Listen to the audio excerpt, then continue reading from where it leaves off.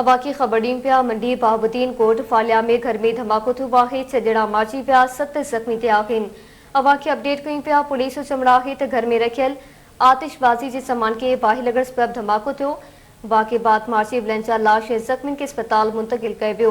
Police जो चवणु आहे त वाक़े जी मुख़्तलिफ़ रुख़नि खां जांच कई पई वञे। अवाकी ख़बर ॾियूं पिया मंडी बहाबुद्दीन कोट फालिया में घर में धमाको थियो आहे। 6 ॼणा मारिजी पिया ऐं 7 ज़ख़्मी थिया आहिनि। पुलिस जो चवणु आहे त घर में रखियल आतिशबाज़ी जे सामान खे बाहि लॻण सबबि धमाको थियो। वाक़े बाद मारिजी वियलनि जा लाश ऐं ज़ख़्मियुनि खे अस्पताल मुंतक़िल कयो वियो। पुलिस जो चवणु आहे त वाक़े जी मुख़्तलिफ़ रुख़नि खां जांच कई पई वञे।